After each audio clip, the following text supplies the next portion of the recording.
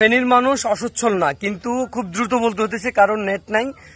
এখানে খাবার আসতেছে না, পানি নামতেছে, কিন্তু খাবারগুলো খাবার রাস্তা দিয়ে চলে যাইতেছে। একজনে 20টা খাবারও পাইতেছে, আবার কেউ কেউ খাবার পাইতেছে না। অবস্থা খুবই ভয়াবহ। আপনারা এখানকার মানুষ খাবারের জন্য এখন হাহাকার করতেছে।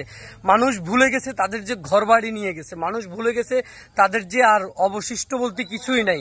মানুষ এখন খেতে চায় এবং খেয়ে পরে মানুষ কোনো মতে বাঁচতে চায়, কারণ খাবার পানি পর্যন্ত নাই। এখানকার রাস্তা দিয়ে যে রাস্তাগুলো ঠিক আছে, রাস্তাগুলো দিয়ে আসে, আবার সেই রাস্তাগুলো দিয়ে আবার চলে যায়, কিন্তু রাস্তাগুলোতে তারা আসলে পায়ে কাদা নিতে চায় না। তো পায়ে যদি কাদা নিতে না চান, একজনকে যদি 20টা দিতে চান, তাহলে আর আসার দরকার কি আমার বুঝে আসে না। কষ্ট যেহেতু করতেছেন বা ফেনীর মানুষের পাশে যেহেতু দাঁড়াইতে চাইতেছেন, তাহলে একটু নামে প্রতিটা ঘরে ঘরে যান। প্রত্যেকটা ঘরে ঘরে দেখবেন কান্নার রোল চলতেছে, মানুষ ঝাপটায় ধরতেছে। রাস্তার পাশের মানুষ যারা আছে তারা এক একজনে অনেকগুলো পাইতেছে, কিন্তু কেউ কেউ পাইতেছে না। যদি দেওয়ার হয় তাহলে একটু গ্রামে ঢুকেন, যেসব মানুষগুলোর বাড়িঘর ভেঙে গেছে সেগুলোকে দেওয়ার চেষ্টা করেন। ত্রাণগুলো ফেনী শহরে আটকে না রাখা, এত ত্রাণ, শত শত কোটি টাকার ত্রাণ, অথচ এখানকার মানুষ ত্রাণ বলতে খাদ্য, কিন্তু এখানকার মানুষ খাবার পাইতেছে না।